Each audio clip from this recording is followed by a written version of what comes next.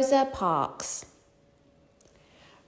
Rosa grew up near Montgomery, Alabama with her mother, brother, and grandparents. She was very little and very brave. She always tried to do what was right. When she was young, Rosa's grandparents told her stories about slavery when black people weren't free to live like other people. Slavery was over, but times were still hard for Rosa and her family. Black people were treated very badly and told that they were not equal to white people. Every day, Rosa watched the school bus go by, taking white children to their big school.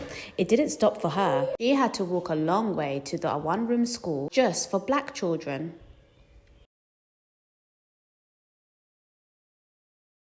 Rosa knew this wasn't right. She knew she was a regular person just as good as anyone else.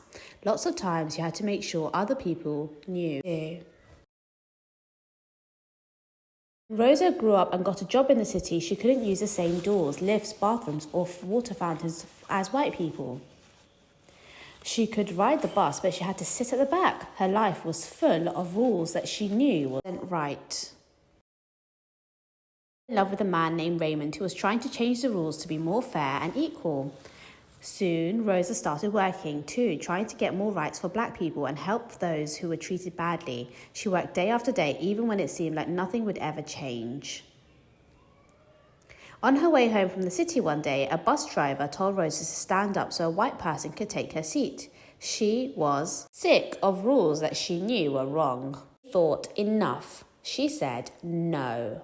Rosa was taken to jail. She wasn't scared because she knew what she was fighting for was right. When Rosa came home that night, she talked with her friends and family about what to do. She decided to keep fighting no matter how hard it would be. Black people all over the city heard what had happened to Rosa. They thought, enough.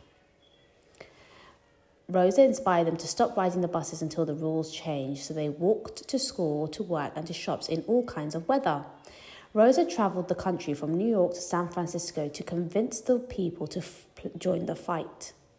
Finally, after 1 year, the Supreme Court decided that treating black people differently from white people on buses was wrong. The rules were going to change. It was no longer safe for Rosa to live in Alabama. She moved to Detroit and fought for fair schools, jobs, and houses for black people. We have to keep trying as long as we are alive. She fought for voting rights, women's rights, and the rights of people in prison.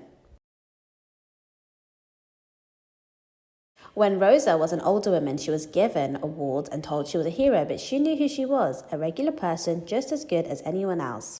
And she knew she had work to do. The end.